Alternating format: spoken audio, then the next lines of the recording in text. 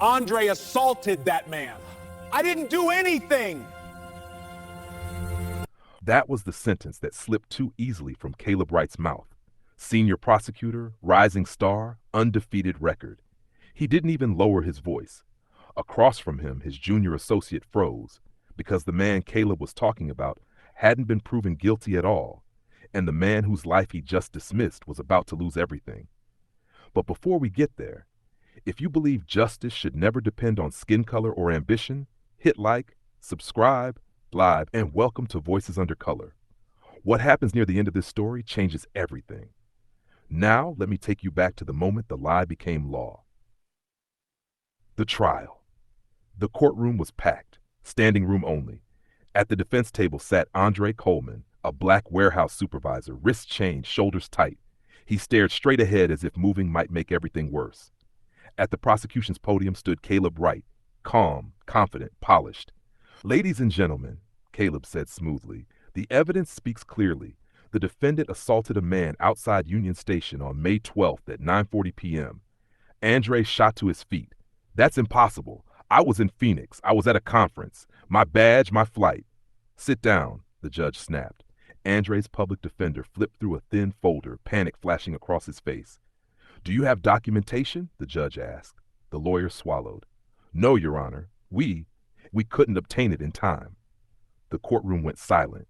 Then the words fell like a hammer, guilty on all counts. Andre's wife, Maya, collapsed into tears. Their son, Eli, just 9 years old, clutched her sleeve, confused and shaking. Caleb Wright didn't look at them. He smiled. After the verdict, outside the courtroom, Caleb adjusted his tie. "Textbook," he said. His associate, Noah Grant, hesitated. "Sir, something about this feels wrong." Caleb scoffed. "Wrong doesn't matter. Winning does."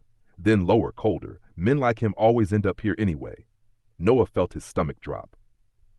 The discovery that night, Noah couldn't sleep. He opened the case file again, then airline logs, then badge scans, and then a timestamped parking garage entry in Phoenix. Same date, same time.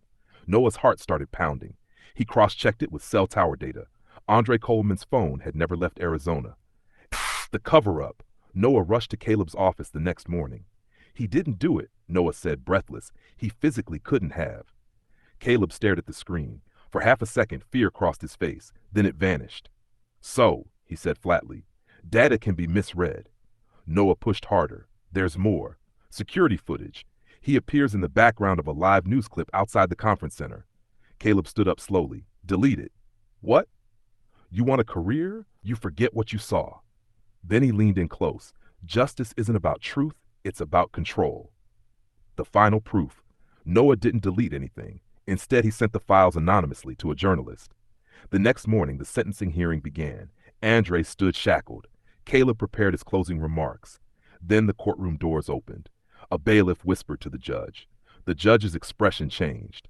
"Mr. Wright," he said slowly, "why am I being handed video evidence placing the defendant 1,200 miles away from the crime scene?" Caleb froze. Noah stood up. "My name is Noah Grant," he said clearly, "and I refuse to be silent." Gasps filled the room, the reversal. The judge reviewed everything, then looked straight at Andre. "Mr. Coleman, you are free to go immediately." The cuffs came off. Maya sobbed. Eli ran into his father's arms. Then the judge turned. "And you, Mr. Wright, withheld exculpatory evidence, violated constitutional rights, and abused your authority." Caleb tried to speak. "Bailiff," the judge said, "place him under arrest." The sound of handcuffs echoed louder than the gavel. Andre walked out a free man. Caleb walked out in chains. And Noah learned something that day. Silence is how injustice survives.